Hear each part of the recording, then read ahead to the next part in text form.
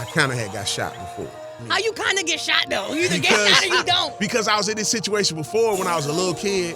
There was shooting going on, and I got grazed in the head. I got you. Like it knocked a crease in my head. Right, the waves done came off. No, it not like I had braids. Like it knocked one of my braids out. Wow. Like, and I had like it knocked one of my braids out and grazed me so hard it spent me around, and I hit the ground like my ear was ringing. I couldn't hear nothing. Like I grew up, I had such a hard life. I saw my father 3 times my whole life before I was 14 years old. Wow. When I was 14 years old, my father put me on a bus and sent me back to St. Louis and told me I could never come back to his house again. Wow. You know, so my mom, she had her issues with drugs when I was growing up. Like I grew up in an environment that was filled with poverty. So my whole existence until a certain point, all I knew was how to struggle and be mature and grown before the time I had to. Mm-hmm. I've watched so many of my friends get killed. Like I've buried 20, 30 of my friends growing up from gun violence, you know, growing up in my community. So when God pulled me out of that, the best thing that I got from the entire thing was joy. Right. Like I love life. Right. I love being a part of anything that brings me joy. Right. Because in an environment like I grew up in, we don't see that all the time. Mm-hmm. So we learn how to create joy from anything. And so when it's something that's really worth it, man, like man, I love experiencing life. I love that. So late last year, you got shot during an attempted robbery. Yeah. When you were fishing, did you think, yo, I could have missed out on this experience? Like, do you value experiences even more now? Yeah. Because of that incident? Yeah, even more. Like, even just daily basic life. Like, it's like I took for granted, and most people probably do. Like, I took for granted just being able to walk. You know, I had to learn how to walk all over again. Because the bullet went through, was it your femur? It went through my femur. So it went through my left leg. It ripped through the muscle in my left leg, my thigh muscle. It came out the inside of my left leg, went into my right leg, broke my femur. And your femur is like the biggest, the biggest bone in your body. Yeah, it's the biggest bone in your body. And the crazy thing is, when the femur's broke so high up like mine was, you can't cast it. What? So the entire time my bone was healing, I had no cast on it. So every time my leg moved any way, the wrong way, I felt it. Oof, but you just walked in. You just walked in here, no limp. Yeah, like they told me it was gonna take me 1.5 years, 2 years. I was done in like 7.5 months. How you feeling now? Amazing. Like, pain or anything? Life has taught me how to be determined. Like I've never been able to quit. Like if I quit in my life, I wouldn't eat that day. You know, if I quit, people around me don't do well. So the main thing happened with me when that happened was it again, it sounds cliche, but it took me to a deeper level of my spirituality. Like it showed me Jesus in a way that I had never seen him before. Like the stuff that I took for granted, like just being able to walk and get up and move around. Like when you wake up in the middle of the night in your bed and you jump up something simple as I want to go to the bathroom and now you can't. Oof. You know what I mean? Yeah. Like you wake up out of your sleep thinking I'm finna jump up and go somewhere, and you wake up and boom, you can't move. Good 15 minutes just to actually No, the first yourself. weeks you can't move. Like ain't no going nowhere unless somebody comes, take your leg, move it around, help you get up, put you up, take you to the it ain't no going nowhere. So laying there that time, it really made me appreciate life at another level. So at this point, we're about a year. Was September of last year? So a year and some months, couple months. So physically, emotionally, how are you feeling? How are you healing? Man, amazing. Just being honest. And the reason is because I took that time to just dig deep. Yeah. I took that time to dig deep and just I understood what it was at that moment. Like at that moment, I understood. Like again, this sounds so cliche, but it's the only truth I have. Yeah. Then do you like? For example, when I got into a car accident, now I'm super hesitant about certain cars. If they get too close, I tend to flinch.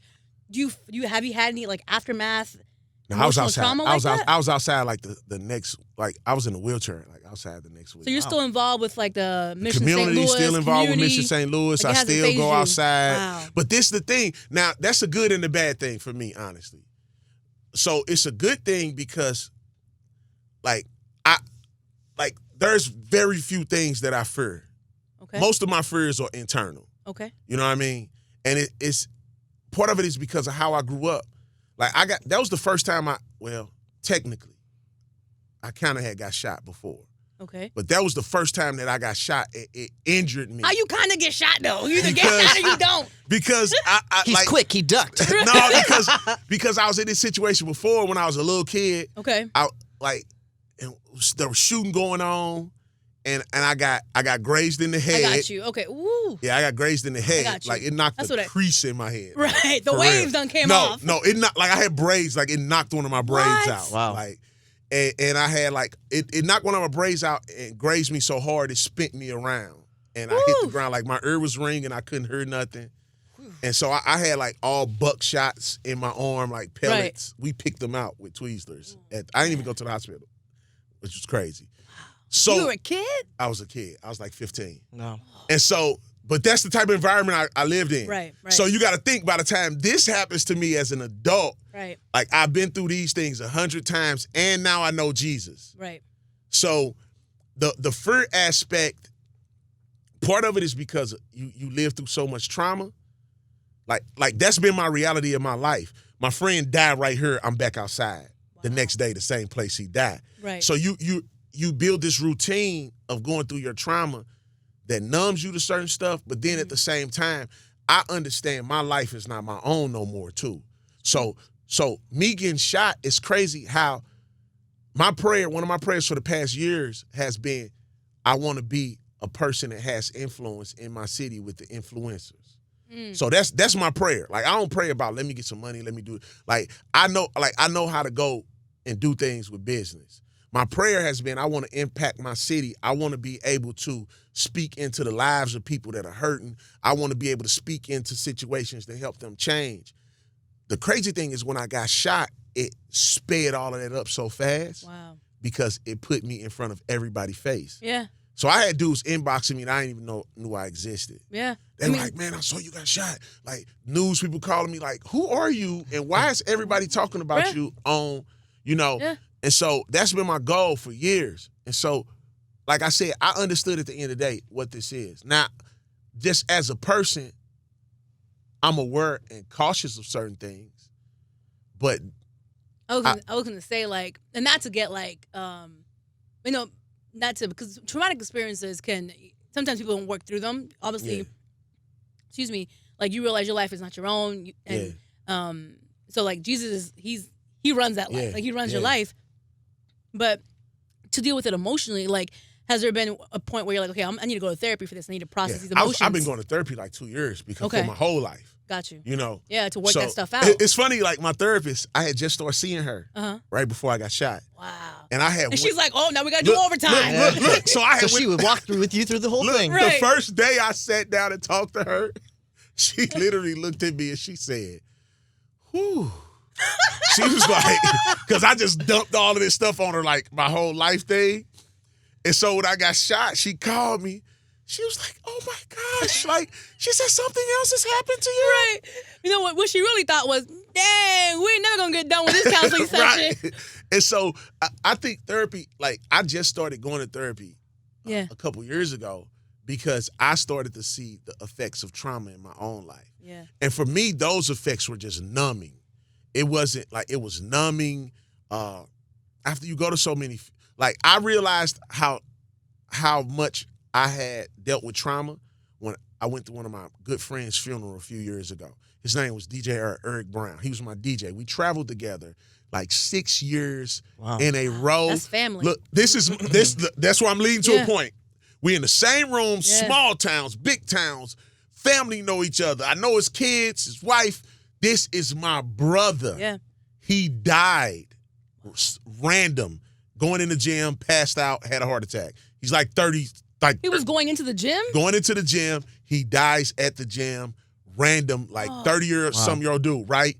I'm at his funeral, sitting in his home going, and I don't feel nothing. Next. Because you numb. I'm numb to it. And I said to myself in there, I said, yo, I'm going to therapy. Mm-hmm. I was like, because that's not a good thing. Now it's a defense mechanism you know, that you adapt to and you learn. Right. Because your environment, anybody in their environment are going to do that.